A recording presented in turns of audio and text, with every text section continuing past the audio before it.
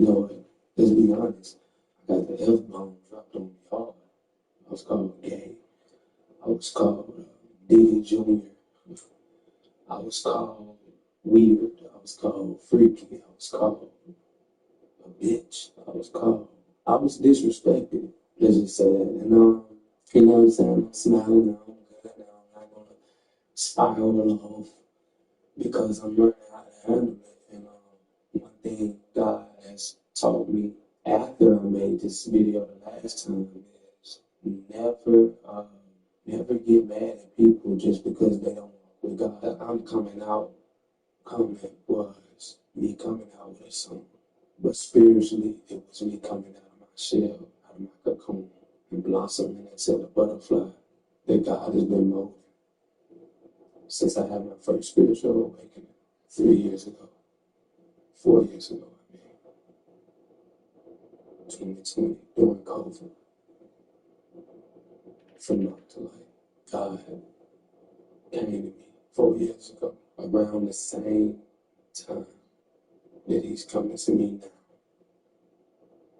and He's telling me to embark on the change.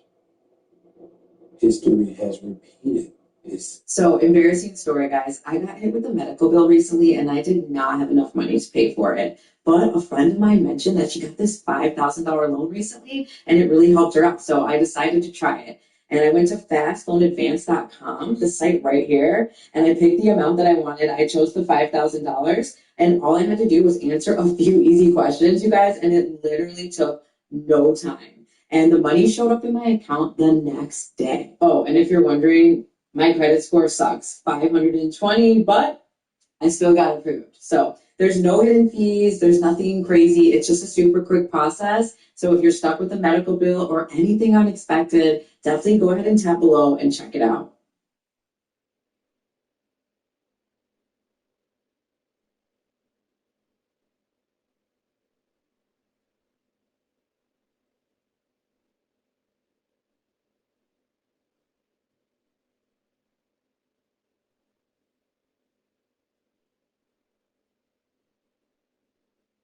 This is also poisoning and misguiding the youth. But before we get into that, let's first take a look at the song KO and break it down. Even though it's exposing Youngboy for being a sellout puppet, the music video is flooded with occult imagery that reveals a double meaning. But before we get into the music video, let's first take a look at some of the lyrics of the song. In the first verse of the song, Chopper calls Youngboy a puppet that's controlled by the devil, rapping, "Youngboy, what? This the big boy league. I put one up in your gut under the Jesus piece. Last thing I heard was Jesus, please. Had me looking at the devil like this is your king. Ain't no fun when the rabbit got the gun, you run. You just a pawn on the devil's chessboard, you're done." While in these lyrics, Chopper is once again showing his hypocrisy. He is completely right. Youngboy promotes just about all the things that are negatively affecting the urban communities. He raps about doing and selling drugs, being in gangs, and the worst of all, violence and death. Chopper's claims of Youngboy selling out to the devil are technically true, as it represents his deal with the record labels. The labels are owned by the elite,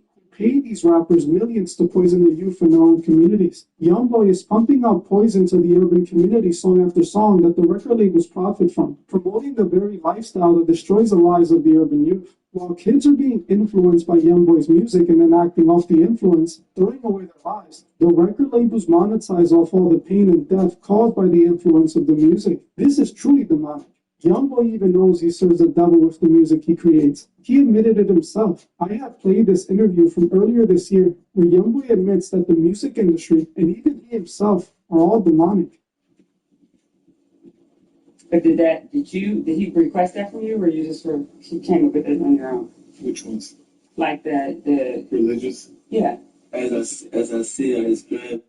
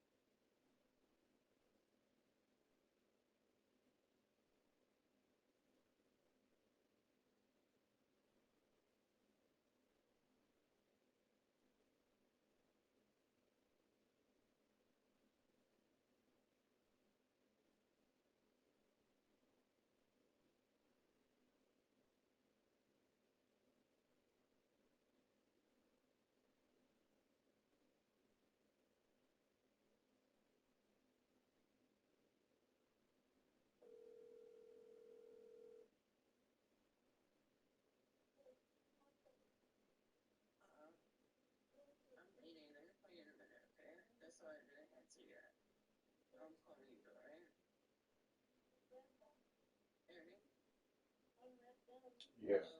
Yeah, I heard you. Yeah, I'm okay. Yes, I'm all right.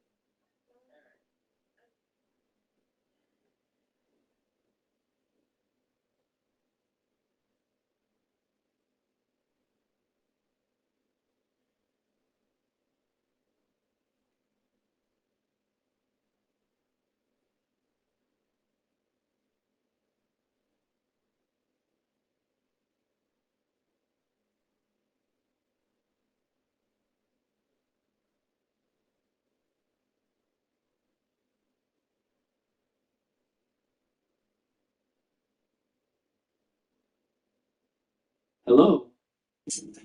Singing songs. She talks me to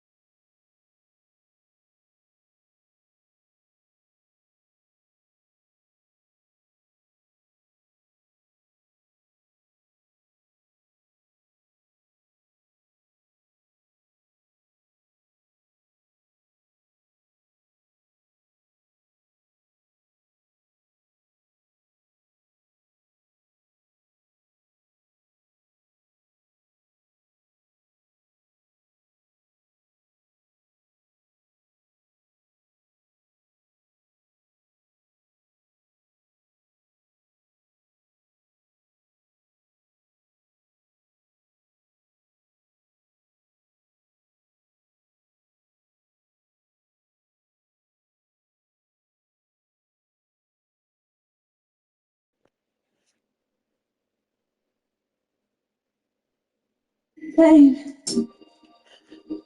Turn that shit the fuck off and stop playing that goofy ass shit, man.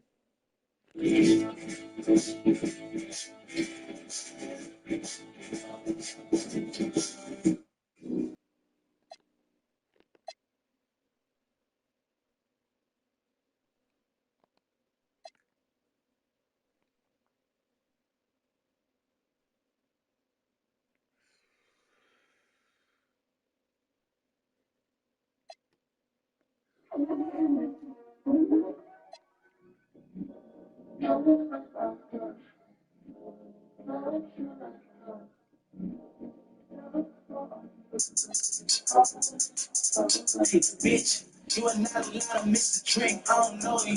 Looking like the bitches want attention. I don't owe some. I've been all day in that motherfucker old school. Riding through the city with the bros and some hoes too. Hey, hey, bitch, I'm not your man. I'm your motherfucking go-to. Bitch, I'm a beast. I'm a dog. I'm a go-to. Known for the slow song, but she don't wanna fuck me till I'm so song. Hey. Not tonight. Check out people with your pussy, girl, it's all tight. And you ride like you're sitting on a bike. And I'm fly like I'm sticking to a kite. Got me looking at her like she on a Skype. All things wanna fuck me tonight. Even times that she know that shit ain't right. She don't give a damn about what's right. Oh, no. Always so toxic for me. Always so toxic. Always so toxic for me. Hey, why you gotta play me like you know me from the old school? Bitch, I'm not your man, I'm your motherfucking go-to. Ain't bring them hoes through if I can have some hoes too. Why? Cause you still wanna play with him. Real ass nigga like myself. When I talk, I'm not talking for my health. When I talk, I'm not talking for my fitness. And when I talk, don't talk, bitch, don't be no witness. Cause you know he hates snitches. Damn paparazzi caught a nigga on a snitch shit. Gotta keep it going like I got a limb missing. Gotta keep it rolling like I'm Limp Biscuit. All your priorities and habits wrong. Staying at the limit cause you heard it try to song. Flying at them. Tell them when you wanna do that shit. You just wanna hear them hating bitches tell you that bitch. You are not allowed to miss the drink. I don't know you. Looking like the bitches want attention. I don't know so. I've been all day in that motherfucker old school. Riding through the city with the bros it's supposed to. The Eastern Conference semifinals, Game 1. The Charlotte Hornets were dominant in round 1, able to advance in just 5 games. But the real test starts now, as a new challenger awaits in the series opener against the Bulls.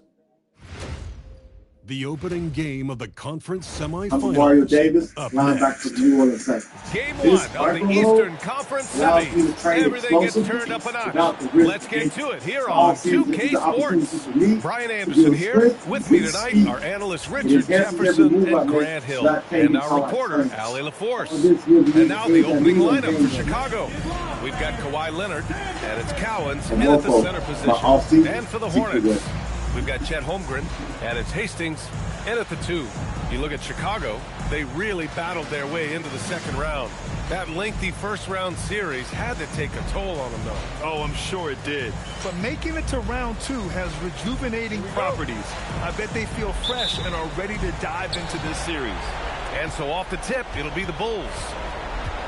What is going on, guys? It is Outside. WrestleMania here, back with some more news. Join us now as we look at the wildest news stories and rumors you need to know, including it's over for Jey Uso. Was CM Punk pissed off with Jey Uso last night? Fans have blasted Cody Rhodes versus Drew McIntyre's match. Vince McMahon might be making an appearance in WWE. Jade Cargill blasts the critics. A second-gen wrestler wants revenge on John Cena. Have Tiffany Stratton and Ludwig Kaiser broken up? Dominic's beautiful gesture to a child with leukemia, and much more. Be sure to subscribe and hit that notification bell for daily wrestling videos, and follow us on Facebook for exclusive lists. Now let's do the intro and get straight into our first story.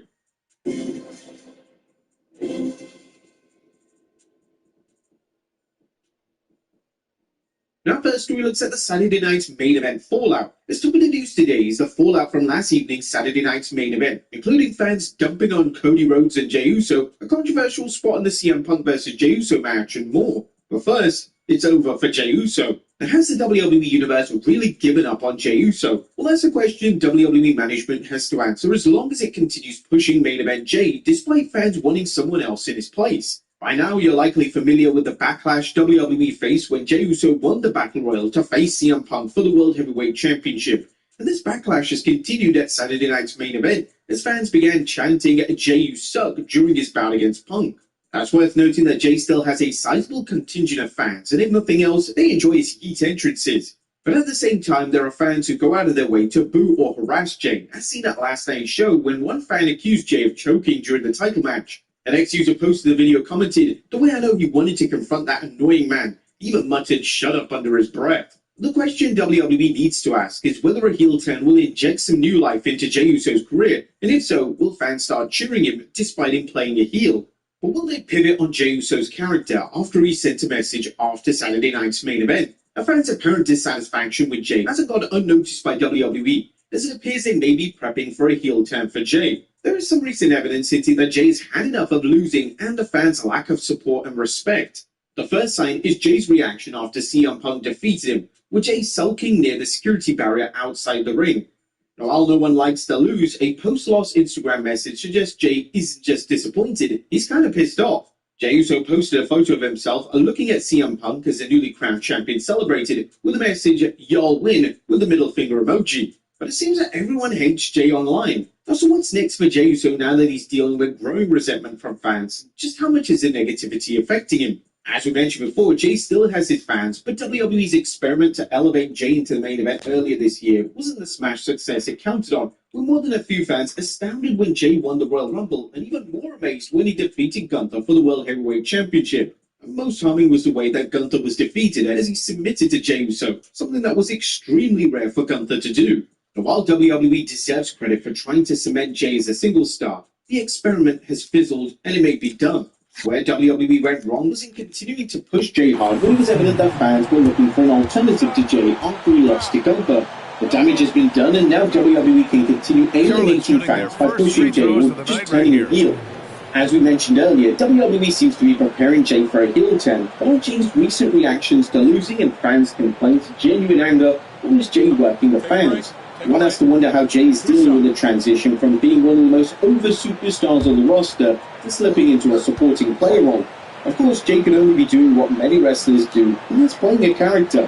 Whatever Jey's true feelings are, a heel turn can be a great opportunity for him to reinvent himself again. While there is rumours in the IWC that Jey should have just gone back to teaming with Jimmy Uso, that is a short-sighted approach, as WWE spent nearly 2 years building Jey into a single star, and then putting him back into the tag team just seems to undo all of that. Granted, Jey may not have a spot in the main event, at least for the time being, but a continued solo run shouldn't be ruled out, and if more Jey Uso presents some interesting matchups, whether it's renewing his former feud with Jimmy Uso, which never really had a chance to go anywhere, or taking his rage out on LA Knight, the man that fans seem to have embraced shoulder Jey.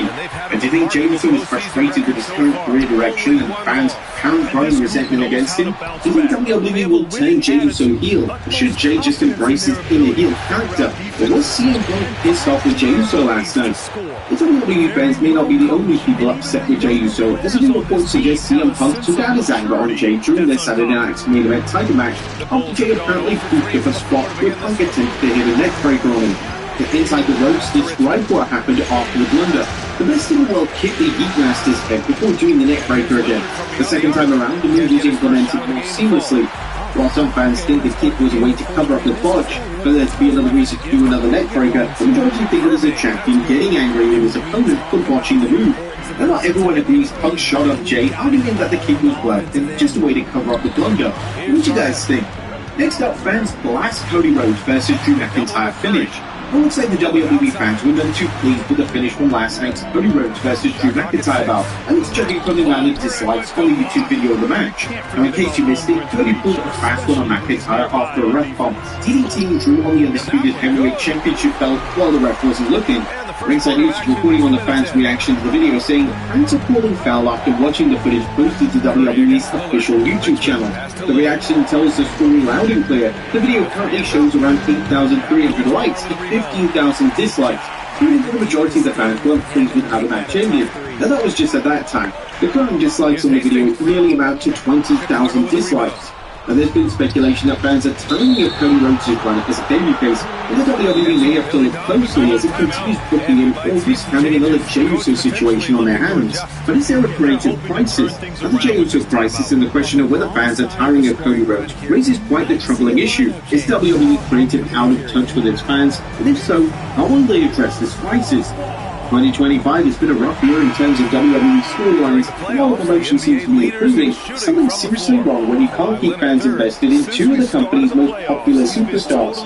There's a wild rumor going around regarding Vince McMahon returning to WWE in some capacity. As according to a report by Sean Ross Sapp of Fightful.com, there are rumors that former WWE Chairman Vince McMahon could make a surprise appearance during John Cena's anticipated retirement match later this year. And while the appearance is unconfirmed, WWE's evolving creative direction means nothing is off the table. McMahon has not been seen in WWE since his departure. He was edited out of company-promoted vignettes. Prior to leaving, he was present at the June 2023 Raw event and reportedly influenced creative outcomes at WrestleMania 39. But if the rumor holds true, this return will mark a notable moment wrapped around Cena's marquee send-off. Right now, anything is possible with the return of Brock Lesnar. Next up, Jade Cargill class critics. Jade Cargill is a new women's WWE champion, dismantling Tiffany Stratton at Saturday Night's main event. Now the new champion has a message for naysayers. You didn't believe it was good. Doubt looks great on you. Thor looks better on me. The Cargill's WWE career has been without controversy. Some fans have questioned whether she deserved the push, and asked whether she should have spent serious time in NXT before competing on the main roster. Next up, a second-gen wrestler wants revenge on John Cena. Now, John Cena's final match is fast approaching. Will-be opponents are coming out of the woodwork to get their shot, including the silver wrestler who claims Cena destroyed his dad's career. Last night's announcement that WWE is hosting a 16-man tournament to decide Cena's opponent at the 13th December Saturday Night's main event has fans talking, particularly since Cena said that all the good wrestlers from Raw, SmackDown, NXT, and even outside of WWE. Now Evolve star Brooks Jensen is calling out Cena and he wants to wrestle in the tournament for good reason. The event Cena allegedly ruining his dad's career. And for those unfamiliar with Jensen, he's the son of former WWE superstar Bill Buchanan. Brooks took to social media writing, "It's been 22 years since John Cena screwed my father's career over. Really my time is now." Buchanan's WWE career began in 1997 and saw him work in several factions, including the Truth Commission and Right to Censor, who later joined John Cena as his enforcer B2, aka B Squared, that is until Cena blamed him for a loss against Los Guerreros and replaced B Squared with Red Dog, aka Roddy Mack. Buchanan was released not long after, and in 2011, blamed Cena for ruining his life, although Buchanan did go on to have a good run in All Japan Pro Wrestling and Pro Wrestling Noah. Do you think Brooks Jensen will be Cena's final ever opponent? Next up, Tiffany Stratton and Ludwig Kaiser broken up. And wrestling fans are buzz after Ludwig Kaiser, also known as El Grande Americano, was seen holding hands with Andrea Bazar during a football match in Monterrey, Mexico, sparking speculation that the two may be dating. The video from the match and earlier sightings, including an alleged outing in Mexico City after a WWE-related event, have fueled the rumors. Bazar is a former beauty pageant winner and is currently WWE's Spanish-language host. She's definitely become more visible in WWE thanks to the partnership between WWE and AAA. However, this comes as a shock to most fans, as it was well known that Kaiser and Tiffany Stratton were dating. This was after multiple public appearances, including the Hall of Fame. It kind of makes these new rumors particularly noteworthy. Next up, WWE announces the first Saturday Night's main event for 2026. Fans attending the 23rd January 2026 SmackDown in Montreal, they want to put over more cash as WWE will host its first Saturday Night's main event of 2026 at the Bell Center, the same venue for SmackDown the following night. As Ringside News noted, either or both shows could feature some major happenings. The Montreal special is opted for just 1 week before WWE's 2026 Royal Rumble Premium Live event, which is scheduled to go down in Riyadh, Saudi Arabia. WWE stacking the schedule that close to Rumble weekend could mean big returns, surprises, or key storyline shifts. While WWE likes to keep surprises under wraps for the Rumble, fans could see some hints of things to come in Montreal. Finally, Dominic reaches out to a young fan suffering from leukemia. The restaurant is, don't let anyone fool you, but Dominic Mysterio has heart of gold underneath his foolish exterior. As seen by Daddy Dom reaching out to a young fan battling leukemia. Mysterio, who successfully defended his Intercontinental Championship last night against Rusev and Penta, thanks to his exemplary heel tactics, reached out to the fan, who dressed as Daddy Dom on Halloween. Dom delivered the goods, making a video call to speak with his fan, leading to this response from the brave fan's father. This has been translated from Spanish. It's done. Thank you, Latin star. The words are fanatic. And as a dad, there's no feeling to describe this moment. Those who have children will understand it. Those who are fans do. My son's voice after talking to his idol is something I will never forget in my entire life. And all thanks to the Latin star and each and every one of you who commented, who shared, who wished us all from the heart. Thank you very much, friends. This is a beautiful gesture from Dominic Mysterio. So there you have it, folks. The one on this new 40 video which you need to know. Be sure to leave your comments down below. We'll see you next time with more excellent content. To the inside, Chamberlain. Oh, a rim-rattling two-handed jam. Oh, yeah, that'll do it. Wow, an emphatic two-handed slam. Here's Westbrook. Good on the shot. Westbrook's gotten 4 this quarter. They're not messing around. 5 of their last 6 buckets have come from the interior. Young finds Leonard. For 3. And Young the bucket on the assist by Leonard. Yeah, Trae Young can change the course of a game with his outside shooting. Just over a minute has passed here in the second quarter. Westbrook taking his time here. Alright, I'm ready to call it. The Milwaukee Bucks are officially going to be a problem again. And a massive reason why is because of someone nobody saw coming, Ryan Rollins. I've watched a lot of basketball over the years. I've seen players come and go, guys rise and fall. But I don't think I've ever seen anybody flip the narrative this fast. Less than a full year ago, Ryan Rollins was on a G League two-way contract. A few months later, every team in the NBA passed up on him during free agency except Milwaukee. And now, he's helping Giannis turn the Bucks back into a powerhouse. What's happening right now, honestly, doesn't even make any sense. Because this guy was supposed to be just a nice depth piece. Maybe a feel-good story at best. Instead, in just a few games, he's made everybody ask the same question. Did Milwaukee just find Giannis a co-star for absolutely nothing? The defining moment in all of this came against Golden State. A game that should have been a loss for Milwaukee. About an hour before tip-off, the news broke that Giannis was not going to play, and everybody assumed that Golden State would just cruise to an easy win. But Milwaukee never blinked, and Ryan Rollins was at the center of all of it. He played 36 minutes, put up 32 points, 3 rebounds, and 8 assists on 62% shooting from the field. He was hitting pull-up threes, making slick passes out of pick-and-pop actions, attacking the rim non-stop, and just flat-out controlling the game like a star.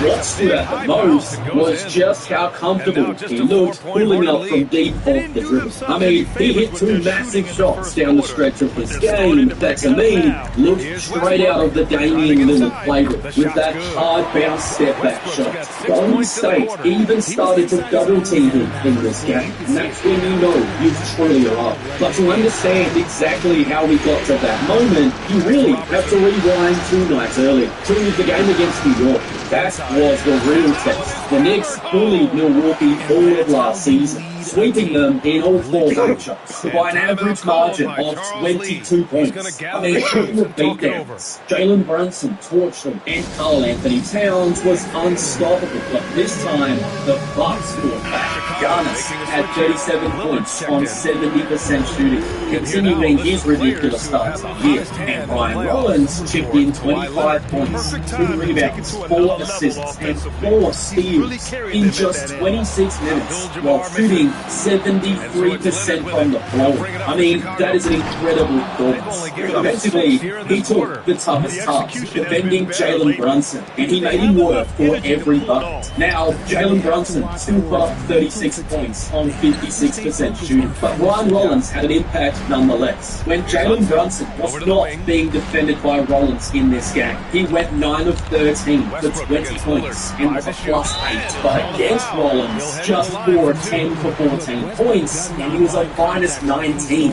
That is a real sign of a break. Not when your own numbers start popping, but when your coach also trusts you to be the answer for somebody else's best play. And in that game, Ryan Rollins absolutely passed the test with flying colours. In the game against Golden State, he showed us what it looks like if you give him the keys to an offense. And in the game versus New York, he showed us what the blueprint should look like around how to win with he and Giannis on the floor together. That was the glimpse of his ceiling. And if Milwaukee can continue to lean into Rollins more often this season, which I believe they definitely should, this will be the start of something real. But this is the part that I think every Bucks fan loves the most, because none of this feels like luck. After the Golden State game, Ryan Rollins wasn't talking like a guy who just got hot for one night.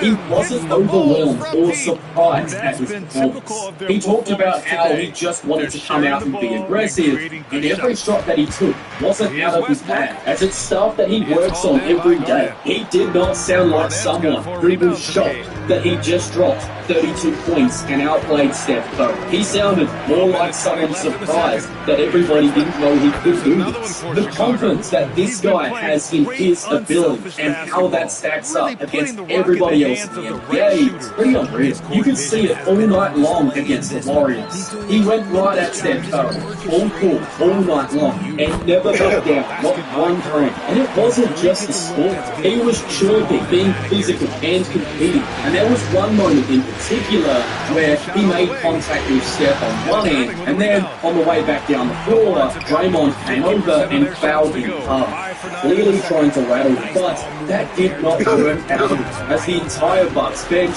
showed in support, and Rollins clearly didn't have that energy. And honestly, this is exactly the reason why he's going to be a player who's loved in Milwaukee and probably hated everywhere else. Even Giannis joked about how much of a pest he is, but that kind of annoying is what wins games at the NBA level. Rollins has been a dominant defensive force for them so far, especially at the point of attack, something Milwaukee desperately lacked over the last couple of seasons. And offensively, he's not forcing anything. He's just reading the floor, taking what the defense is giving him, and making the right read over and over again. Just playing textbook basketball. But the big reason as to why he does look this comfortable, basically overnight, is the mentorship he's been getting from Rajon Rondo. Rondo isn't officially an assistant coach for Milwaukee, but he's often around the team, sitting on the bench, working with the guards, and watching film. Giannis even mentioned after the next game that Ryan had been watching film with Rondo for hours on the plane ride back to Cleveland. Ryan Rollins has incredible access to one of the best point guards ever, and you can tell that he is soaking up every bit of it. Everything is starting to click for Rollins now. The confidence, the decision making, the points, and it's all happening in real time in front of our eyes. For someone who had his rights run out just a few months ago, and he's not even a full year removed from being on a two-way contract, what Ryan Rollins is doing right now feels flat out insane. He's averaging 18.6 points, 5 assists, and 2.4 steals per game. I mean, those are real numbers, not empty stats. And he's doing it all on incredible efficiency. 44% from three, 88% from the free throw line, and a true shooting percentage of 66%. But the big thing is, even those numbers don't tell the full story. Over a 3-game stretch, he had to guard Donovan Mitchell, Jalen Brunson, and Steph Curry, 3 of the best guards in the NBA. And he held all of them below their typical production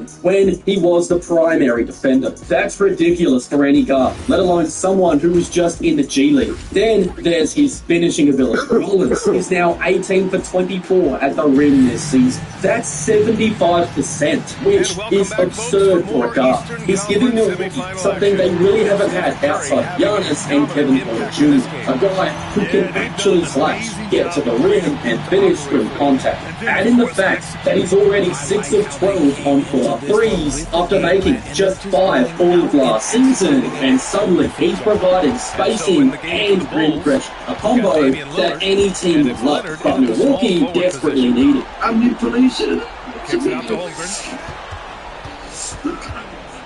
Down low. Let this happen to his family. Here's Abdul-Jabbar. Cowens grabs the board.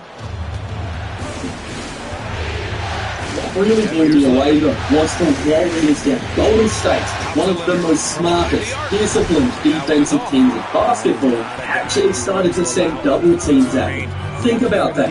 A team that spent a decade doing the defensive game plan to guys like LeBron James, Kevin Durant, Jokic, and Luka was all of a sudden sending doubles at Ryan Rollins. That's the kind of respect that you just could not fake. And the best part about it, he didn't just survive, he thrived. As a stand-in for Giannis, he did not just hold his own, he actually broke out. If you're a team in the Eastern Conference right now, you should be panicking about what Milwaukee's doing. Because seriously, how are you supposed to game plan for this team anymore? Last season, it was pretty simple. Load up on Giannis, make the other guys beat you, and then live with those results. But this year, that game plan is not working anymore. Giannis has been even more dominant inside. Miles Turner can either hit the three or make a smart read with a pass. AJ Green is shooting a ridiculous 55% from deep. Gary Trent Jr. is always around 40 and can attack off the dribble. And now, you've got a 23-year-old guard who can hit spot-ups, get to the rim with either hand, and pick up your best scorer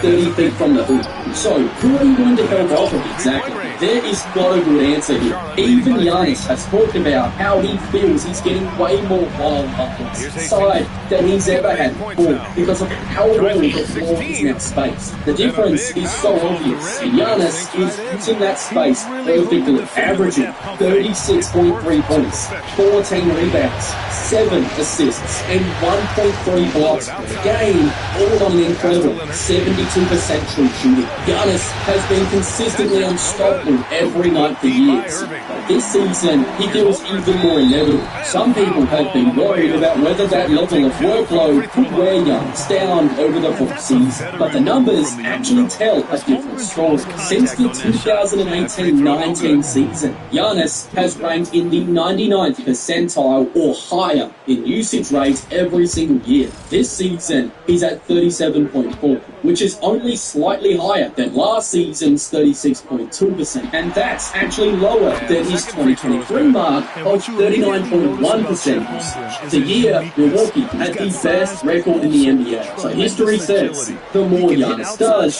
the better the Bucks get. And sure enough, they're sitting at 4-1 with some massive wins already. But the biggest thing here, and what makes Milwaukee so dangerous, is that Ryan Rollins hasn't been taking anything away from Giannis. He's only made things easier. He's not hijacking possessions or bending the offense to his skill set. He's just perfectly fitting into what the team is trying to do. Every possession looks calm and in rhythm, whether it's attacking the rim, making the smart kick-out pass, or running effective pick-and-roll actions with the big men. With Giannis, he's not running as much pick-and-roll because Milwaukee wants the ball to be in his hands. But when Rollins is paired with guys like Kuzma, Turner, and Portis, the efficiency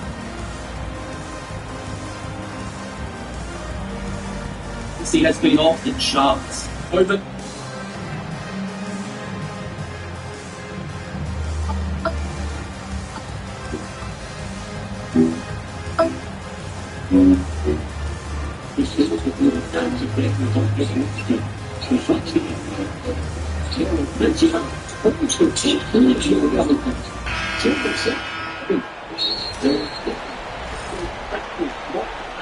The Orlando Magic have started this season just 2-4 and currently ranked 20th in both offensive and defensive rating, making them one of the most disappointing teams in the league so far. There are a lot of things to blame this start on, from their weak center rotation to Desmond Bane's extremely poor start. However, their biggest issue so far, at least according to most, has been their alleged superstar himself, Paolo Banchero. Although he has shown a lot of promise in his first 3 seasons, he has always had some rough edges in his game. Rough edges that could be excused in developmental years with low expectations. But with the Magic giving him a max extension and trading so much for Desmond Bane, the expectations are a lot higher, and thus far he has failed to live up to them. So much so that people are going as far as comparing him to Josh Smith.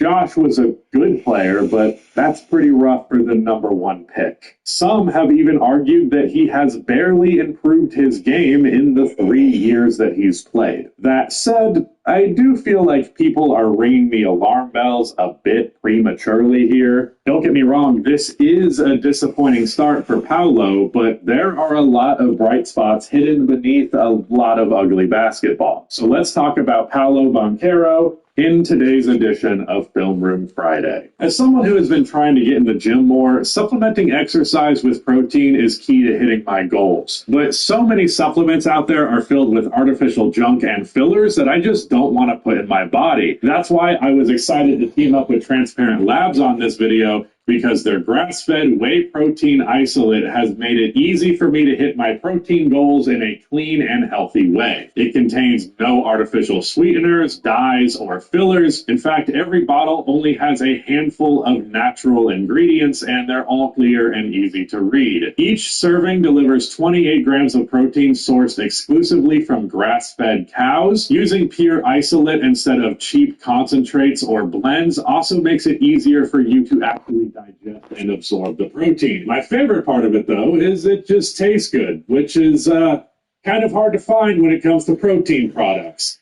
Personally, I get sick of having the same thing day after day, so the fact that this protein comes in 14 delicious natural flavors is amazing. I can easily switch it up when I feel like having something different, and that makes it so much easier and more enjoyable to hit my protein goals. If you would like to try Transparent Labs grass-fed protein for yourself, Transparent Labs is giving away a free protein starter kit with every grass-fed protein subscription. This kit includes a shaker bottle and a variety pack of 5 single-serving pouches, and by clicking the link in the description box or scanning the QR code on screen, you can also get 10% off of your order, which will automatically apply at checkout. Click the link or scan my QR code here to get the offer while supplies last. Thanks again to Transparent Labs for sponsoring today's video. Let's get back to it. First things first, I want to start with some of the positives with Paolo this year. For starters, I've liked what I've seen from him as a playmaker. He's always been a pretty capable passer, but it seems like there was more potential there that was yet untapped. This season, through 6 games, he's averaging 4 assists, which I realize is not crazy. It's actually slightly below his career average, but he has a career low in turnovers, especially passing turnovers, as a lot of his turnovers are actually offensive fouls. He had 9 assists versus Charlotte in Orlando's most recent game at the time of recording, and in general, I liked his approach in that game a lot, which we will be highlighting a little later on. He also is getting to the line more, averaging a career-high 10.3 free throw attempts a game. It'd be nice if he shot a little better than 71% from the line, but even still, free throws are always good offense. He's also taking a higher volume of his shots right at the basket.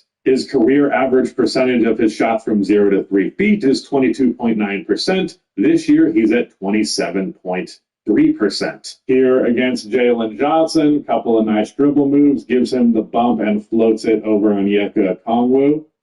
Good finish there. Here, he just powers through VJ Edgecombe for the slam. Not enough help defense. And he has a really nice spin move here on Nikola Jovic. And those, of course, are just his drives that are resulting in a shot without a foul. His extra free throw volume is evidence that he is getting there even more than that. It's also worth noting Paolo's ability as a play finisher. I really, really love whenever he gets assisted baskets around the rim. Like here, once again, using his size advantage against VJ, great entry pass from Franz, and he just goes straight up over him. Pick and roll here with Suggs for the easiest floater imaginable. And on the semi-transition here, he gets left open and Desmond Bane finds him for the dunk. And what happens here on this play versus the Chicago Bulls is actually something that I noticed with Franz a lot. He is really good at driving off of the catch. He gets ahead of steam, and it just makes him a lot more effective going downhill. There's a little bit of a lane down the middle here for him, and no one can stop him. Giddey ends up causing the and one. Though these plays are unfortunately pretty far and few between. Most of his assisted layups are either from the fast break or just kind of BS assists where he really just drived and did it quickly, so it technically counted as an assist. He's also taking more of his shots from floater range and hitting a career-high percentage so far. He also has more presence as a rim protector this year. That could very well just be some early season big numbers, though, but he has damn near doubled his blocks per game. But unfortunately, this is where the positives stop. Easily the biggest criticism of Paolo's game has been his shot selection.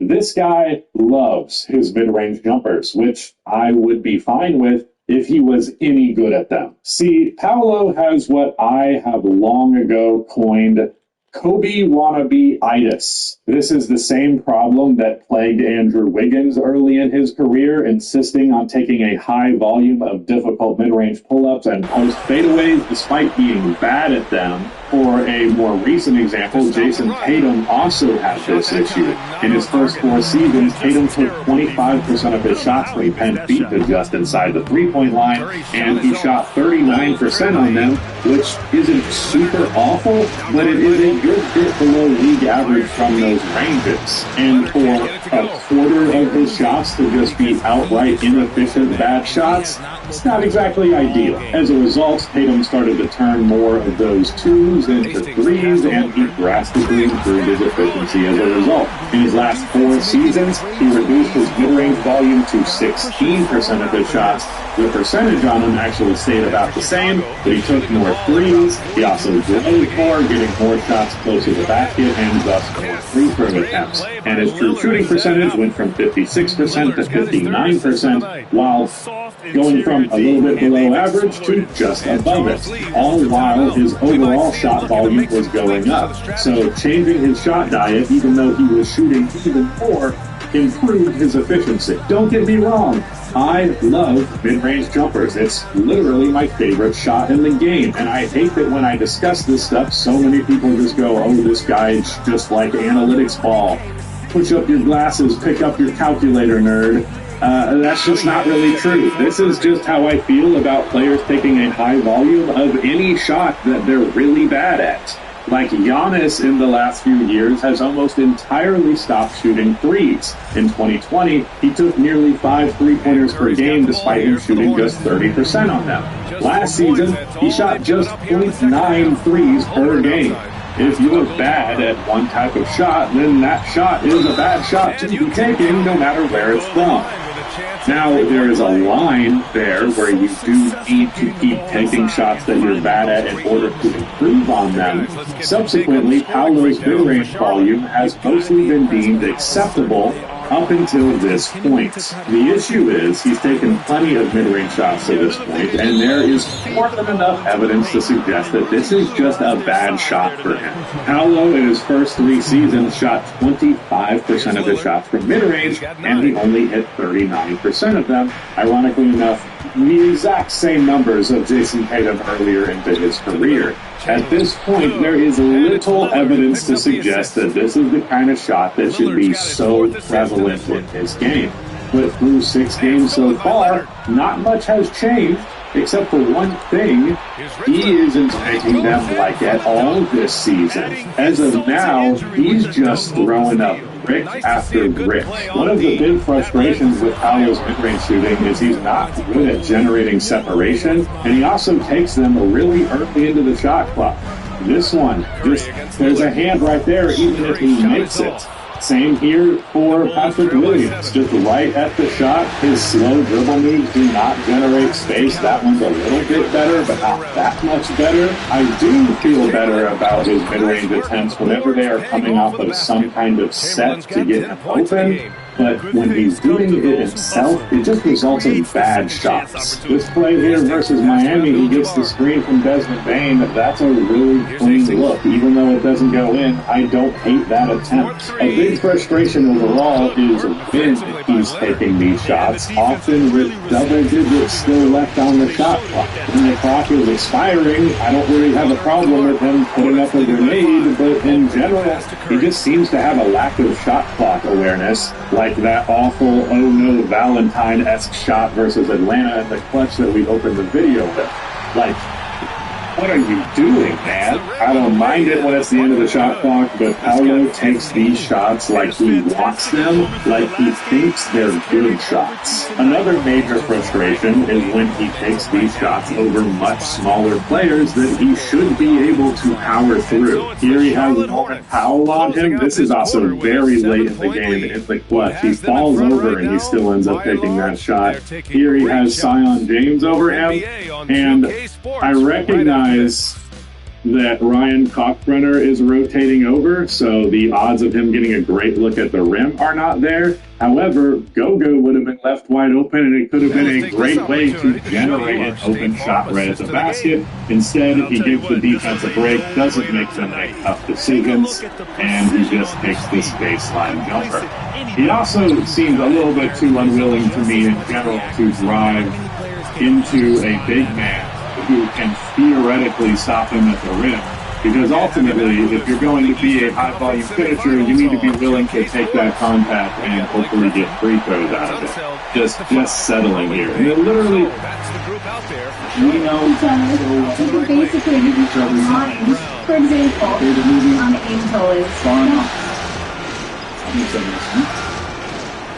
anyways, you can watch stories that amplify light on Angel for only $12.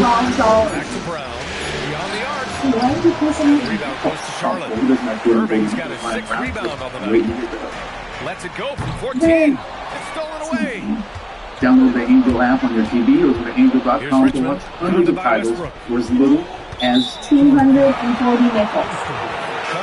The Chicago Bulls are one of the last 3 undefeated teams left in basketball. What is this league that we love? A couple weeks ago, before the season started, I made a video about the one player on the Chicago Bulls that I was the most excited for. Of course, that was Madison. That was the high expectation going into the season was fun, but not so good in the 8th. So about the first round game, he didn't do it. Plays like that, so easy for him. I don't know how to balance the feelings and emotions attached to being Villanova. Now here's Westbrook. Right? The people that are in the numbers will let you know that the opposing teams are shooting historically bad against the Chicago Bulls. And maybe just the teams that we go over shooting really bad, that 5-0 start is not nearly 5-0. That real-time aggression is the key. Is it really just that simple? Like, the reason that the Bulls are 5-0 just because the opposing teams can't shoot against them right now? Or is there something else happening? Is there a combination of the two things? I don't know. I wouldn't say this. The last 25 games of Bulls play, again, dating back to last season. The Bulls are 25 is something we say about the OKC Thunder, about the Cleveland Cavaliers, the Denver Nuggets, not the Bulls. Arturas Carnesol was the guy who I've been so damn critical of over the last 4 years that he accidentally finds something. Or was it even an accident starter? Was his whole plan was to get the ragtime group of misfits to run the NBA? On the wing, Irving. One of the questions I had going to the season earlier with KBC Parker, there was something to call that name, on Small Ball Convention. When I did an episode where I was talking about one question I had about all 30 teams in the NBA going into the season, the question I had about the Bulls was, will any of your reclamation projects work? None of the Bulls have ran their organization over the last couple seasons. All of the trades they made are getting pieces that have shown that they can be okay basketball players, but haven't been working out with the previous style. Kevin Durant was a part of the team that went to the conference finals with the Atlanta Hawks. He got to the Sacramento Kings. They were lighting the beam. It was great. And then the second year of that, it wasn't good. Jalen Smith was a former top 10 pick that had been on a couple different teams. Josh Giddey was a young, promising player that before the season where OKC was the one team ran to the postseason a few years ago, he was on every 25 under 25 list when he got to the postseason, and he couldn't play. Isaac Okoro was the top, 5? Was he number 5 in that draft? He was 5 or 6 in that year's draft class, and he was traded away for a role player. So the entire identity of the Bulls from the front office perspective is to get guys that we've seen be good, that have seen potential be good, get them on the same team, and see what happens. And again, through 5 games, it's kind of here's the limit of it all, because I've watched the scrimmages of Cam Beasley, I've watched the scrimmages of Darren Peterson, I've watched the scrimmages of all the top guys who just look like automatic superstars of basketball. Lillard passes to Cowan. And Back this to is Lillard. where we might be good. Now, I was listening to Lowe's and Trey Bowden had a stat that said that he went through all the teams that started off going. And we've got a timeout called by Charles Lee. No doubt he's going to utilize the opportunity to make sure they're all on the same page here. So that's not how the way I'm really for Chicago is. And maybe we show that there's something here, but we still keep alive. I don't know. And one of those things, funny enough, ended up being a Vucevic team from the Orlando Magic, but we started off playing and still missed the postseason and won 21 games. So there is a scenario where this is lightning in the bottle, right case, right scenario where the Orlando Magic still don't figure it out. The Atlanta Hawks still don't figure it out. The Detroit Pistons only get one ball from the year. The Sacramento Kings are the Sacramento Kings, and the Knicks are still dealing with their own troubles and trying to figure out what the hell they're doing in the next round. So there's a world where the Bulls there's a 0.001% chance of starting up a 5-0 and they did it. Like that's a possibility, right? But it's also a part of me that seems like what the hell Billy Bond is trying to incorporate. I've never, maybe I have. Now, when I think about it, I thought that there was so much in my life that maybe it was scooped out before, but from my understanding, off the top of my head, I don't think I've ever been a guy that's disliked Billy Bond. I've always disliked some people that lost it. I've disliked the people that are around the show. But Billy Bond is the whole thing for a reason. I understand that most of the success comes in college when we won 26 before. Let's go down to the sideline and catch up with Allie LaForce. Over that last break, I got a chance to hear what Charles Lee said to the team. He loves their effort tonight. He said, quote, "This is how we wanted to come into this, looking to push the action, dictating the tempo. We are where we need to be to even things up." Of course, he's talking about the season series. Guys, back to you. As always, Allie, we thank you. Hornets leading by 10. The Bulls are dead last and giving up threes. Curry That's with it. another thing of some because it has been a super fascinating goal. I will start off here. They go through the offensive and defensive ratings and everything. The three doesn't go. Out this time. The Bulls right now are top 10 offense and top 10 defense, which in other cases, if you're top 10 versions, you're obviously 575. Always on the shit like this and that. But we're the 6th-ranked defense and the 4th-ranked offense right now. And if we continue this, we are playing like a team that is a 62-win team. Let me say it again. The Bulls are playing basketball as if they are a 62-win team. It's also a team that they're playing like they're 70-win team. The best team around is good defense. That's a foul. Called on Stephen Curry. That's his first foul of the game. So here are the shots that the Bulls are giving up. The last two seasons, as you can see, it has been a point where Billy Donovan has wanted opposing teams to not shoot threes. Lillard against Curry. Teams are only shooting 26% of their shots. Man, he made sure to get his money's worth. That's crazy. The league average is 38. The league average is 38 and a half. So, and he drops it first. Bulls are forcing teams to shoot 8%. I guess this is a different one.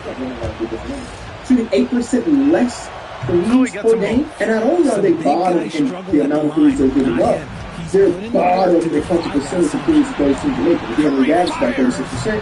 There's a 6% difference between what players are shooting against the group versus what they're shooting against an average in another team. And then it's like, what percentage that is lucky? What percentage that is the defense? Lillard is relentless on offense tonight. I would say 80% of that is lucky, 20% that is schematic. I mean, yeah, I'm not saying it's addressing the games. Some of these games, we're just leaving a certain player wide open three, and it just so happens to miss. Hell, last night when they went against the New York Knicks, we won by 23 points. And part of the reason why the Knicks are able to get that game back is the Bill basically ate down that 70-30 shots. So there's probably like 80-20, 75-25 as the number versus luck versus schematics. And again, in this video, I'm playing like devil's advocate to myself because I'm going to say that I love watching this team. Even dating back to last season, I thought that, again, last year's was lightning in the bottle, right? So that's why this season I came into like, yeah, we're going to be bad. We just really good at last season for whatever. So the first one drops. And that makes it a 7-point lead. Not only is the top 16 in this conference, I can't say it's impossible, but I would say likely, is this stat on the location of effective field goal percentage. If this team allowed the league average field goal from each location, with their opponent's field goal and effective field goal percentage, basically, based on your shot diet, if the team you want against the shooting average, Chicago is going 1 of 2 from deep in this quarter. Get the money you need for fast loan advance. Request from $500 to $35,000. Fast, secure, with 100% online. Honored to be the rated Best Loan Finder of 2025 by Financial Services Review. We are here to help you get your funds delivered when you need them. Find out how much you get tipped. Yeah, it's easy to see why they go to him so often, because they know they can depend on him to come through for them. Epic is more than a digital library. It's books that read to them. Don't forget sprinkles.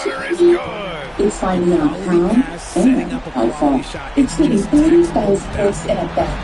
And never asking, are we there yet? It's learning anything, anywhere.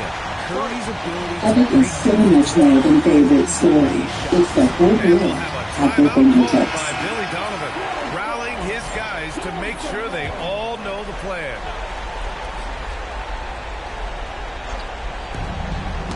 Tipped.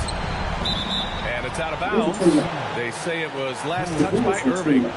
He had the right idea, just couldn't come up with the swing. And That's not deflections, good. Now, 29 is 5%, like 2%, right? So maybe I'm being a little bit dramatic, but the difference between 29 and, I don't know, 15 is literally 2%. Trying here to put the game out of reach. Yeah, who cares about that one? I tell you about that, damn it, hell no, we here. The opposite side is not the offensive side. That's going to be the tag. This is how you finish the game.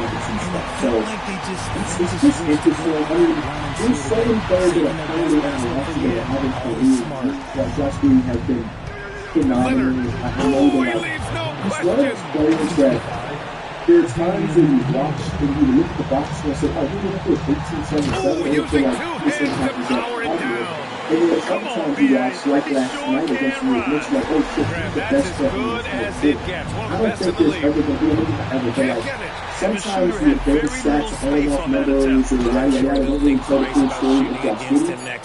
And I feel like that might be the case early in the season. There was times where, especially during the preseason, maybe the first one games of the year, that the Bulls start off the game and down 16-6, and then Josh Giddey went to the bench and Ayo came into the game, and then the Bulls tied the game up while Josh Giddey went to the bench. Also, Ayo was another one of those advanced stats, like the advanced stats of Josh Giddey. He's like one of those worst players in his entire league before to his bench stats. And that's why I always tell people, you can't just do his stats once first, you gotta watch the games, because Ayo has hit like a clutch shot in every fucking game we've had this season. In some games, 3 clutch shots in a single fourth quarter. So they won't tell the full story of Ayo Dosunmu's player, but I would say he's having a career year. Josh Giddey is having a career year. Miles Buzelis, obviously, with him only being in year number 2. Kevin Huerter looks like the player that we saw a few years back, but not only just that, Kevin Huerter has sneakily been a really good defensive player. His hands are really active when people are trying to get blown by him, and he's getting his hands in the cookie jar. Trey Jones was kind of like this misfit player of a guard that can't shoot, but somehow when the ball is in his hands, good things happen time and time again. Patrick Williams, who we gave up hope on, looks like a real ball player. Like, everybody's looking good, and that's unless your name is Isaac Coro. That's got to be scary. Vucevic continues to look good. That's got to be scary because there's had to be some type of regression. 7 out of the 8 players in your rotation can't all have career years. It's unprecedented. It just doesn't happen. And we don't even have Kobe White. We don't have Kobe White, who, if you ask the majority of people going into the season, even though Josh Giddey ended very well, most people tell you that Kobe White is the best player on the Chicago Bulls. Yes, I played a single second just yet, and I don't even know when he's supposed to come back. And guess what? They're playing so well. I ain't even thought to Google it, damn it. I didn't even thought about him being on that bench right now. So things are going well. And again, kind of toying with the emotions of having a good team without a good team. So I feel like that's the best way to describe the Chicago Bulls. They're a good team that's not constructed to be a good team. Even after we traded Zach LaVine away during February's trade deadline, Arturas Karnisovas was asking Bulls fans to give him a couple years. He didn't envision this team being 5-0. Right? This team is not built to be good. But if you end up being good while not being built to be good, then I think you're lowering the overall ceiling of your franchise. Let me explain that. If the Bulls were winning enough to be a real playoff team, we're talking like top 6, there still is not a bunch of avenues to go get a star player, which is what you need to really win in this league. It is so cool that the power of friendship has been so great to be 5-0. And I hope it continues to go to some extent. But I do recognize that unless Josh Giddey turns into like a real superstar, or maybe Miles Buzelis is going to be that guy, finding a superstar is hard to do if you don't have a top pick. You obviously get hit. I mean, Giannis was not a lottery pick. Jokic was a second rounder. Like, we can go on about success stories, but for every success story, there is 1,000 guys that were drafted 16th that didn't end up being Alperen Şengün. You know what I mean? And it's not as like this Chicago Bulls team has done such a great job with drafting in those back spots that you feel like, oh yeah, we have the 16th pick, that's fine. We got lucky with Miles Zealous. He was the projected a top 3 pick like 3 months before the draft started. He somehow fell to 11. Patrick Williams was drafted 4 with Halliburton, Maxey, and hella people on the board. I would assume it's a good pick. That's Chicago's very own. We got love for that. But this front office has not drafted well enough for me to think that, yeah, we'll be able to put together. Because, I mean, Dalen Terry, shout out to my boy DT. He was drafted right outside the lottery. He got 8 total minutes on the season. 8. This many. This, 1 hand, 2 hands. That's how many minutes he's played. Again, playing devil's advocate to my devil's advocate, the Bulls have hella cap space this year. And I think about the players that are currently going to be a free agent for us, like a Kevin Huerter or Zach Collins, who is yet to play this regular season, Jalen Smith. A lot of those guys I feel like we can retain without bumping too much into the cap space. So maybe there's a world where most of this team is back next season, and the way we get better is using cap space to trade or using cap space to sign a star player. I don't know. What I will say is that I'm having so much fun watching this team.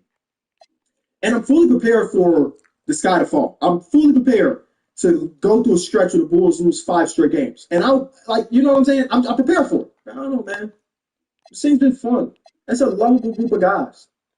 The social media team, I know y'all don't care because you're not a Bulls fan. The social media team has been killing it, giving us these videos of locker room speeches, just like the Chicago Bears, the Bear Down. And it's been so fun to see a team with 0 expectations go against a team against like the Knicks who have championship aspirations and be like, you in Chicago, baby, this is our city. Now we go against them again tomorrow and they might spank that ass, but whatever. You know, the entire first couple weeks of the season is literally all about overreacting anyway, right? If the Bulls were not, if this same exact team is existing and doing this, not named Chicago Bulls, I'd probably be more optimistic because it's not my team. This is a little piece of me that just recognized that Chicago sports are always shit since 1999. So, like, I'm ready for the sky to fall. And if it does, cool. If it doesn't, cool. Oh. On one of Christmas, there is just one thing I need. I don't care about the presents underneath the Christmas tree. I just want to fall.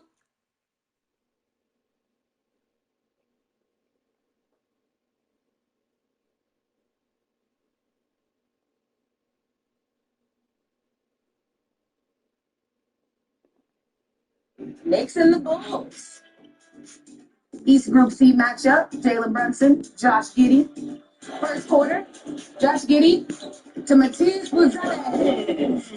Slams it down. Get up there, young fella. One thing Josh Giddey can do is he can pass. He can make plays. He can get guys involved. He's very good at that. He does a little bit of everything. 2 balls today? Giddey for 3. He can pass and he can shoot. Put it on. He had a career high, 32 points.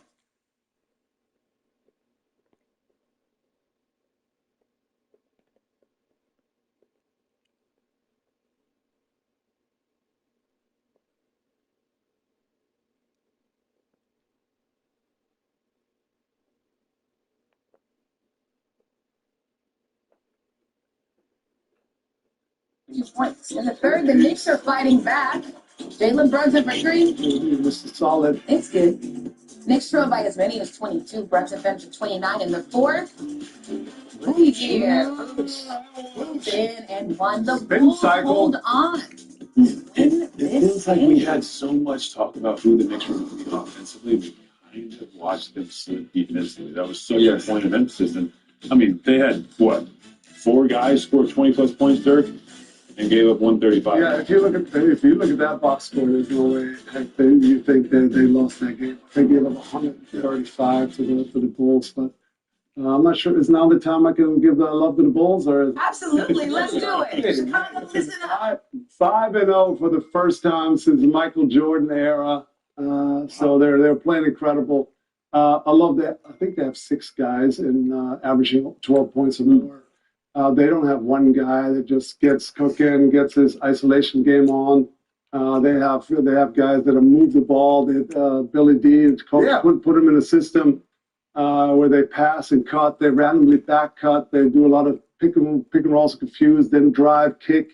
Everybody is getting to the paint, and it's been super fun to watch. This is all without Kobe White. Hey, I got a question. Yeah. I know where Billy Donovan used to coach at. Oh my God. You got to coach the great UD. Hey, but seriously, all jokes aside, what I see from the Knicks is offensively, they've obviously tweaked some things offensively, but defensively, what they didn't prepare for is the game is faster now. And what I saw when they played against Miami, and what I saw with this young Bulls team, is they can't get up and down and sustain it for 48 minutes with the fast-paced teams. So that's something that obviously I know you worked on getting the ball out of Brunson's hand and different things like that. But on the other side, don't forget the game is faster. Guys are getting up and down now, and I've seen them struggle twice with fast-paced teams. And coming into tonight, in those 4 games where the Bulls, of course, were undefeated, a different guy led them in scoring every game. That's tough. So Bulls look for real. It's tough to game plan for. That's tough. Who's the guy? I mean, Matas has had 25 plus. Obviously, Giddy tonight, and then Vooch was got it going. That's a tough team to game plan for, to guard, to a team that just knows they have to move the ball, they have to run, they have to play fast, they have to play hard. We said it earlier. You can make up for so many mistakes by just playing hard. That's what this Bulls team's doing. Can I just touch on Vooch for a second? I've been a fan since he was in Orlando. You can book him for 20 and 10. You can book Vooch for 20 and 10. Now, you might put him in some pick and rolls and get him in trouble, but you can book Vooch for 20 and 10. He's going to get it in the paint. He can shoot the 3. He's going to rebound. He's serviceable big. If he doesn't get the credit that he deserves, Vooch can go. When we look at this Eastern Conference, though, what are we seeing? Coming into the year, everything was the East is wide open. There's a lot of injuries. But what we're seeing right now are the teams that we thought would be good are struggling a bit. And the teams we weren't necessarily talking about are playing really well. The Magic are one of those teams that aren't looking exactly like we thought would. Yeah, the same shit happened every year. This offseason, getting Bane was, okay, that's great. That's exactly what they needed. But then you watch them play, the offense looks like I don't think they're utilizing Bane in the way that I thought maybe they would. And some of that just takes time. Like it just does. And a lot of times, it's our job to sit here and pick teams apart, and it's been a week. It's been a week and a half. So hopefully they can get to it. But you're right. Cleveland, New York, Orlando, those were top 4 teams. Yeah. 1 and 2, maybe 3 and 4. A lot of people's preseason predictions. So I think we've said it over and over and over. Covering up for mistakes by just playing hard. Some of these teams have come out and they're just kind of going through the motions. And the teams like the Chicagos, the teams like the Miami's, San Antonio Spurs.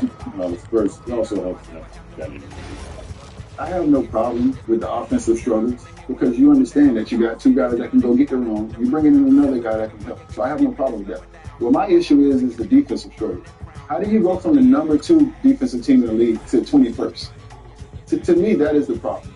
Because regardless if you're struggling offensively, as long as you get stops, you'll give yourself a chance. And right now, I think this team is struggling to find their identity.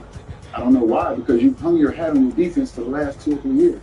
Anybody that knows anything in this league, you don't want to pick and roll against Orlando because they can flatten you out and switch everything because they got those kind of guys. So to me, the struggles offensively are starting to impact their defense, and that's what you're doing. And I trust that Mose would fix that because he's that kind of guy. But with those guys, I would say get back to your identity. Get back to who you were. Stop flying around. Stop pulling triggers. Defend. And the offense will get. Yeah, well, offense certainly does need to get that. Orlando has been outscored by 35 points with Ben Carroll and Bane on court together this season. So a lot of things you're going to figure out. I'm Taylor Rooks with NBA on Prime. Thanks so much for watching. Don't forget to hit that subscribe button to see interviews with your favorite players, experience the most exciting moments from around the league, and see what the NBA on Prime crew is up to all season long. And remember, you can hang out with us live each week during the NBA season, only on the top.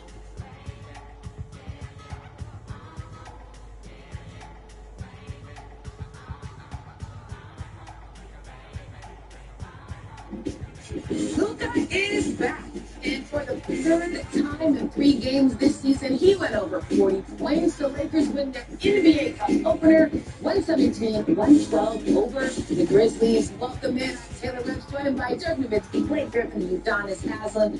UD's over there just shaking his head hearing those Luka numbers. Yeah, you can't tell if I'm happy or sad when I shake my head. You know, you guys ain't figured that out. Consistency. I'm impressed. That's what it is. I'm impressed. I did not think he would come in and not miss a beat. Maybe some conditioning. I just didn't expect him to just go for 40 again like that. He just makes it look so easy. I mean, he gets into the paint, he gets to his spot. He uses his body so well. If you come and engage, he'll make the right plays. Whatever you do is wrong. Basically, whatever you do is wrong. Man, I'm retired, so I ain't got to guard him. I ain't got to represent that. Dirk, you chatted with him right before the season. Did you fathom these sort of performances out the gate? I mean, he looked great this summer. He looked great in the Euros. I figured he'll be ready to go. I thought he was in a great spot mentally and physically. He's been through a full training camp with his teammates and with the new coach, and so I figured he was going to have a good season, but I didn't think he was going to be in these astronomical numbers, tying records for Wilt Chamberlain. So, I mean, he is rolling, and for me personally, I always hated missing games. I always felt like when I missed a few days, I came back rusty. It didn't feel right. The games wasn't right.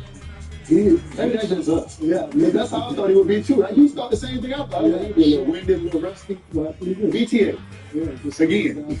BTA again. With the same rhythm as before, right from the get-go, had a great rhythm, making all the shots, and good drive. I don't know. When we're watching something that's truly unbelievable, we touched on it last week, but his ability to control the speed of the game is just unmatched. I always felt like when I missed games, the first game back, I was sped up. It wasn't just that I was rusty. I was out of my element. I was out of my zone. He comes back and makes it look, I think, easier than he did the previous game. But also, I think you touched on it. He also is getting people involved. He's hitting shots. It's not just him hunting shots every time on the floor. He's making the right play. It was a nightmare for defenses. I mean, Dirk said it there, but the list of players who started the season with 3 consecutive 40-point games: Wilt in 1961, Wilt in 1962, and Luka in 2025. I mean, we heard them joking on the broadcast about Luka averaging 40 in the season, but I don't know. What do you see in Dirk? I mean, 40 is a lot. But, you know, scoring is up. Scoring is up this year in the league. People scoring 120, 130, so... free throws are up. I mean, that definitely helps the scoring. So, but to average 40 over the course of the season is a lot. You have to be very intentional. If you're going to average 40, you have to be very intentional. And then you straddle the line of maybe not playing good basketball sometimes. Being too slow. Yeah, so you have to be very intentional. But like you said, the free throws are up. I mean, right now we're about 23 free throws a game since 05. That's the highest it's ever been. So right now, a game. Wow. Does it feel like he's hunting shots? No, that's what's great about it. It doesn't. The game's just coming to him. You're not seeing him force shots. He didn't take bad shots tonight. He's still getting 40. He's shooting at a good clip. To me, coming in shape, we touched on it again last week, but he just looks fresh the whole game. Last year, there was times he would work with Josh in the fourth quarter, second half. Today, it's just wherever you're following up a missed shot. Rebound. Look at making hustle plays. Listen, I'm not trying to get into early MVP talk because it is incredibly early. That is baseball. This is Baseball Tonight. Host Carl Ravitch with us. And just what we all expected, Ravi, right? And all-stars up and down both lineups. And it's Miguel Rojas coming through with the big knock in the big spot. Miguel Rojas. That clutch home run. Well, it was with Rojas because I think what a lot of people never get a chance to see is all season long, while Mookie Betts was transitioning to a shortstop position, Rojas was the guy up there whispering in his ear. And like Rajai Davis in 2016, the World Series presents stars. He did it with the bat. He made an amazing acrobatic play here. He was put into the Game 6 because of Dave Roberts' gut feeling. Welcome all. Thanks for tuning in to 2K Sports. We've got some NBA action coming up for you. Brian Anderson here. With me tonight are analysts Richard Jefferson and Grant Hill, and our reporter, Allie LaForce. We'll see the Oklahoma City Thunder facing the New York Knicks. It'll be the Thunder off the tip. Embiid way outside. And you need a target from outside. World Series. It was a special night for him. So now the Dodgers go back-to-back. They got a year from now. Baseline J. I'm going to ask you to recount a story from this World Series today. Here's Brunson. Banked it in off the glass. Is going to stand Now, up. he may only be 6'1", but Brunson plays much bigger than that. I mean, he plays with a physicality. Nba will bring it up for the New York Knicks. Here's Towns. Hartenstein pulls it in. Dodgers have all the stars. Here's MP. Well, you knew this came back to game 7. It was going to be the stars who came out of the bullpen. And when you talk about Yamamoto, and you talk about Ohtani, and you talk about Snell, and you talk about Glasnow, they didn't change the way that these two teams are going to be perceived. But that's over $1.3 billion that pitched in that game last night in Camille contracts. Think about the Cy Youngs. Yes, they did have the talent. But the Blue Jays, Schneider, like you said, they kick themselves. Clock at 6. What, 17 men on base, 14 men on base. Here's the 17 with runners in scoring the rebound goes to the Thunder. This was such a statement about baseball. Here's MP. How great it can be. And he drops in the layup off the glass. And I'm glad I heard you mention that. There was no errors in this game. There was one strong transition play is something it was clean, it was crisp. The stars showed up, and as we just talked about, you know, she's not a superstar. It's a second home run against a right-hander here all year, and it comes in the biggest spot. He essentially had 8 World Series games in this series. He comes to the 8th game. 91 stands out, 97, 01. Where does this World Series rank you among some of the best all time? Now Gilgeous Alexander. Yeah, I mean, it's you know, top 3, top 5 all time. I think a lot of people tend to forget about 01. Kicks it out to MP. Amazing comeback. Yankee Stadium shook. Of course, it was in the shadows of a horrific 9/11 event. That, as far as Game 7s go, is first quarter ball, almost 2.5 minutes in. Again, another and here's MP from outside. Delivering a big hit in that game against the superstar closer. Mr. November shows up in some of these series. It's a top 3, top 5, and recency bias. When you look back at this series, Ernie Koretzky, now a legend in Toronto. It's a likable group of players. Brad Guerrero has established himself on that same echelon as every other superstar, offensively and defensively. And he got a big contract. The Blue Jays decided to invest in baseball, and it paid off. It was a top 3 World Series of all time. It's one of the greatest Game 7s of all time, for sure. Nice shot by MP. Great touch from outside. On the wing, MP. Back to Brunson. Stolen by Gilgeous Alexander. And he lobs it up. And MP throws it down. You see that youthful exuberance from MP on that finish.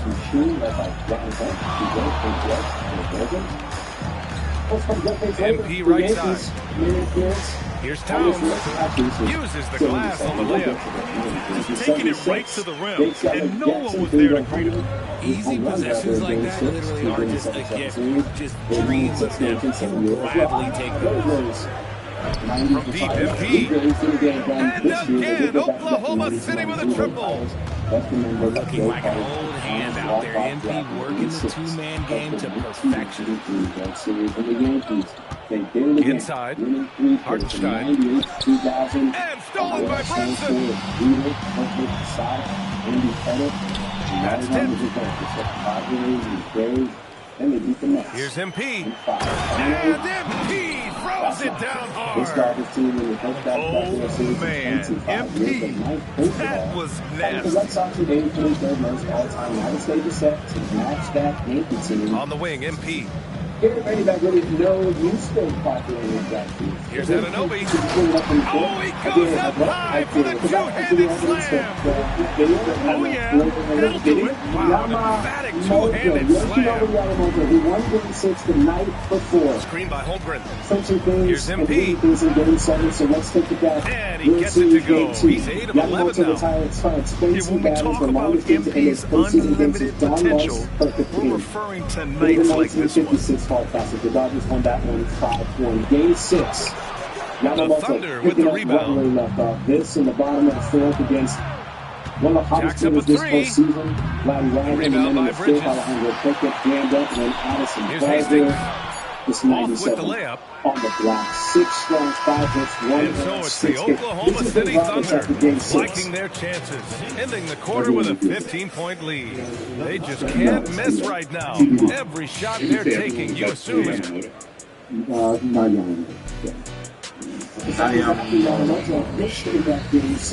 welcome you back to second quarter action. Plenty of basketball left to play, but this one has been one-sided so far. And let's take a moment to get your take, guys, on the scoring so far for the Thunder.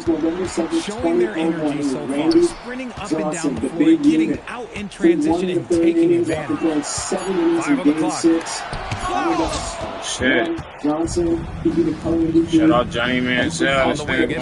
Back to game 7 Saturday. I ain't ready. Pass to Hartenstein. Caruso outside. Defense for the Dodgers. This was you heard Colorado say just a crispy game. Let's go with a 3. And Anunoby pulls it down. And now the Knicks on the break. MP shot is off. Great opportunity. Just couldn't complete the play. You have to feel for him. That's the kind of miss that will stick with you for a little bit. If you're not right up there on him, he's going to make you pay. Towns, left side. Outside Brunson.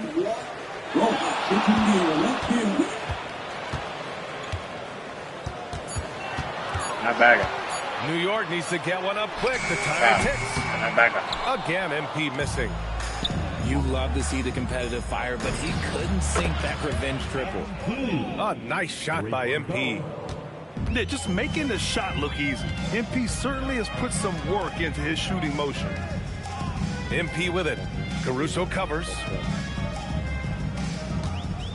If you have a house, MP with it.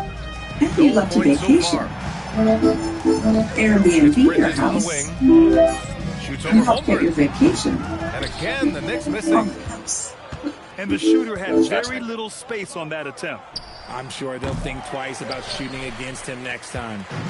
Knicks trail by 21. They've been having major problems offensively. Definitely in a bit of a dry spell. Anunoby can't get it to go. From deep, MP. He's got another one. That's 10 for 15 now. Come on with your favorite sports dunk here. Don't forget to hit that subscribe button to join the fastest growing community on YouTube. Remember, Nightcap doesn't happen without you. So please subscribe so you get the next post. The kick out to Brunson. Hey, Johnny! MP right side. What's up, bro? 3. The Thunder with the rebound. I had I guess we'll call it like a Nissan. I guess I had like a Nissan Altima in the World Series, so I've been sitting there. Yeah, it's just too easy for home. You took the Dodgers? Maybe. Watch I took the Dodgers. right off the catch. Hey, they lost? New York. They won in extra innings. So you got to remember, Yamamoto was let me get this smart car or something. He was, Oral Horsheimer in 1988 did the exact same thing. He was World Series MVP. If you go back and look at 2001, I think that's when the Diamondbacks beat the Yankees, and that's when Mark Simmons and Randy Johnson shared the MVP. And I said basically what he had done in the first game, complete game, and then he followed it up in Game 6 to get him in Game 7. And I said, you know what? If he comes in and gets the save, he's going to be the MVP. And rightfully so. Yeah. I'm confused. Now you say you bet a Nissan on the Dodgers to win this game, right? Good on the second. No, the series.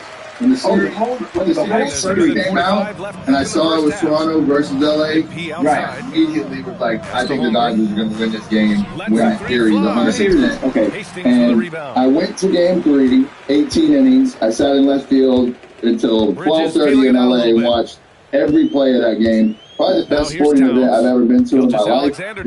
And crazy. What a series. The game, the last 2 nights.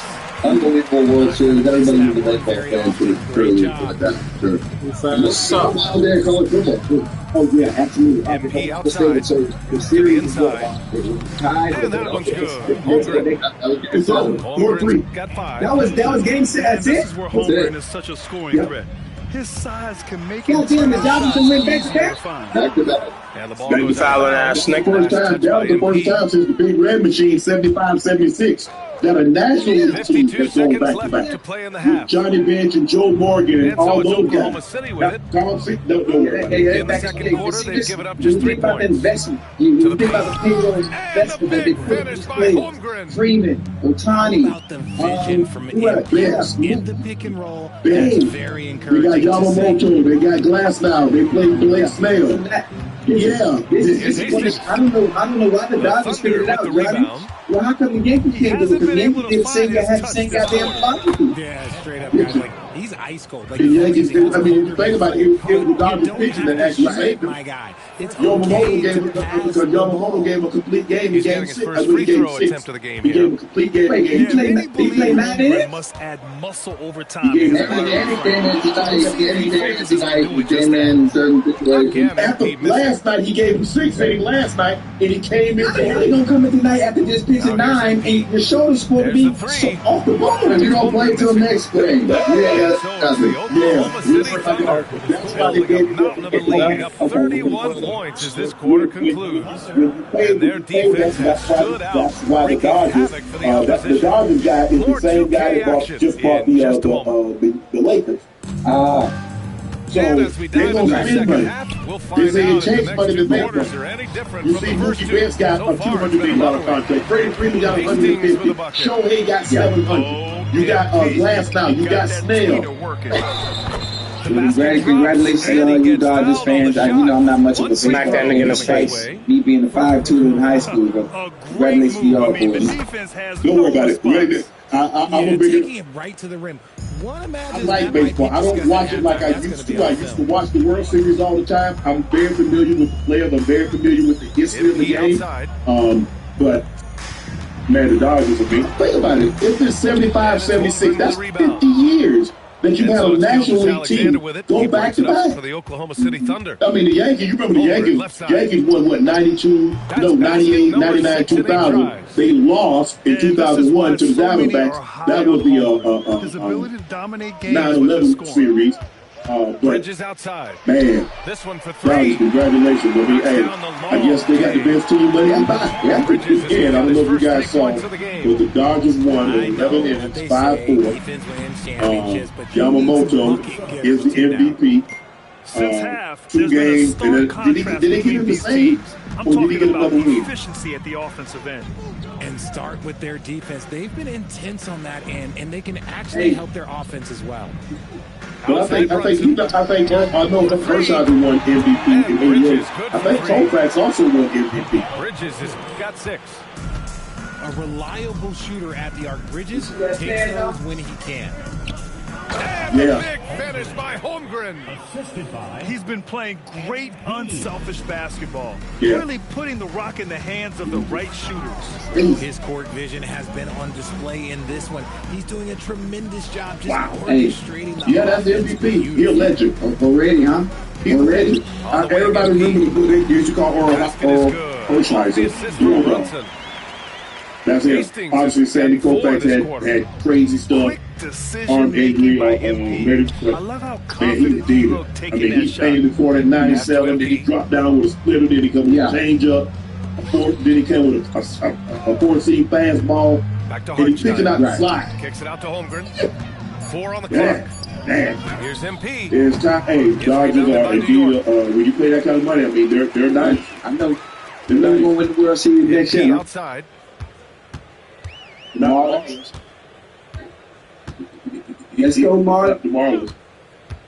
But the Blue Jays, look, they had the base. They had one out had Vlad on third base, and they hit to. Yeah, they lost last night when we lost the game. But the guy had that blunder, that running arrow, at the crack of the bat, he took off, and then he got doubled off second. Kicks it out to MP. And then they had a situation here tonight, and then Mookie Betts, hit ball to shortstop. Mookie might be the most versatile baseball player that I've ever seen. He's somebody guy that can play every position, probably except catcher. I would put him past probably could play catcher, but he can play right field, center field, center field, third, short, second. Man, he versatile. He athletic. If you know he can bowl like a 280. He can shoot. Man, Mookie Betts is talented. You know what? Yeah, he basically like me. Back to Caruso. All right, we'll get you out of here on this one. It's our final segment of the evening. It's time for We've got 108 left in the third. And Hartenstein gets it to go. He finds a shooter in motion and is confident he can thread him with the lead pass. Well done. So, embarrassing story, guys. I got into Mexico recently, and I did not have to pay for it. But a friend of mine mentioned that she was $5. You're still Trunks and Ocho. I've been trying to get in contact with you so I can become your tech guy. Hey, where you at? What city, what state you in? I guess he said he DM'd you. Hey, man, well, you know, I don't check them DMs where I'm married. I don't check them DMs. Hey, you gotta, hey, shoot me. Matter of fact, my Twitter is quiet right now because I haven't tweeted for a few hours. Send me a tweet right now and then let me know it's you. And then we gonna get up because I'm honestly, I know I play around a lot. I make a lot of jokes, but when we come on the show, I would love to have some consistency when it comes to the technology part of stuff. And a camera going out, in the middle of the show, like enough is enough. Enough is enough. And I would spend good money to make sure stuff works. And obviously, it's not working because I don't know what I'm doing. I'm not tech savvy. So if you can help me out on that end, if you're not way out on the West Coast and you're over here on the East Coast, man, I ain't got no choice but to do right. Because I don't have a team. I don't got a team, and maybe it's time for me to get myself a team. So things you do know I'm playing for the team, right? Oh, you got to pay for that? Yeah, don't worry about it, okay? Hey, I moved Jordan from Cincinnati. Jordan moved to LA. When I moved, Jordan moved too. Oh, my bad, boy. I'm gonna just use YouTube. Don't worry about it. Here's Johnson, buddy, go get the dog walk at Ohio State University. More of the same for the first three quarters. Who are you talking about? I ain't maybe had to pay for that shit. Oh, I guess he's talking about Indiana. To the middle. East Coast camp, Colorado couldn't put D'Angelo Pounds. Prime recruiting staff said Pounds wasn't tall enough. Colorado has fools on the staff. Don't believe me? Look at tonight's score. I mean, they got him blasted. I mean, it's disappointing. It's not that they're losing. I don't want to look, Chad. I'm not saying it's okay to lose. It's how they're losing. These games aren't close. They're not competitive. It's difficult for you. It's difficult for me to watch. These games aren't close. You're at home. Outside. And you get something like this. Gotta hurry. They gotta get up a shot. Caruso with the bucket. Jason Selma, another horrible loss for Colorado and Prime. Could he be let go? No, I don't think after this. I don't think after he just signed a contract extension. He outside. But it needs to improve. They've got to win some games. They got to be more consistent, and they got to play better. It's really just that simple. Know what you need too, huh? Outside of playing better, you need players. You need players, but they need to coach you better too now. Because when we look at LSU, who do we blame? He fought for freedom and found another cage. There was a time when every heartbeat of this industry ran through his story. And Jey Uso wasn't a name, but a wound carried by every fan who watched him call out of Roman Reigns' shadow. He became the soul of resistance, the man who said no when everyone else bowed their head. That story felt sacred. It gave wrestling a pulse again. But somewhere along the way, the struggle turned corporate. Rebellion got repackaged. The same man who once stood trembling before his cousin now walks into arenas full of people chanting his slogan. But the cheers don't hit the way they used to. The crowd still meets, but it sounds like muscle memory. Sound with no heart behind it. In 2025, Jey Uso won the Royal Rumble. He opened WrestleMania and beat Gunther clean. He became the World Heavyweight Champion. For a brief moment, it felt like everything he had endured finally meant something. But meaning doesn't survive when the story ends too early. 51 days later, the title was gone. And the crowd that once shouted for him now seemed tired of him watching. And when he won the Battle Royal to challenge CM Punk for the world title again, fans complained that it should have been LA Knight or even Braun Breaker. There was a difference. The one thing every hero feels. WWE called him Main Event Jey, but without the bloodline, without the scars that gave him purpose, all that was left was a broken man. An overused catchphrase and a t-shirt. The company mistook emotion for branding and sold what little sleep he had left. He kept fighting, kept performing, kept believing there was still something real waiting on the other side of all the lights. But every match, every promo, every yeet felt small. Not because Jey Uso got worse, but because the system around him forgot what made him main event in the first place. He escaped Roman Reigns only to become a quiet echo of him, a man trapped in repetition, worshipped one rule, forgotten the next. And maybe that's the quiet tragedy of Jey Uso. Not that the fans turned on him, but that the company fed him to wolves. Because in wrestling, freedom doesn't come when you leave the cage. It comes when the story still means something after you walk out. This is the story of a man who defied a god only to become a ghost in his own. This is the story of Jey Uso. New York, no good that time either. He didn't make them pay for that weak defense. They just can't rely on him to miss those kind of shots. Before the merge, 56 seconds left to play in the fourth quarter. Oh, it's stolen by Towns. Oh, that's some pesky defense. Should have thought twice before attempting that pass. Brunson misses. And it's the Thunder with the ball. A great fourth quarter, just giving up 2 points. And he's going for the oop here. And Hartenstein slams it in. This is what winning is all about. Playing your best when it matters most. And let me tell you, as a team, you love to hit your stride right at the crucial moments. They put this game away in style. It's Bridges on the wing. Outside Brunson. Just 3 to shoot. And it's going to be out of bounds. The Knicks will retain possession. He clipped the ball there, but not enough to nab the steal. That's fine. You love the effort, not making things easy for the opposition on offense. And they turn it over. Shot clock violation as the buzzer sounds.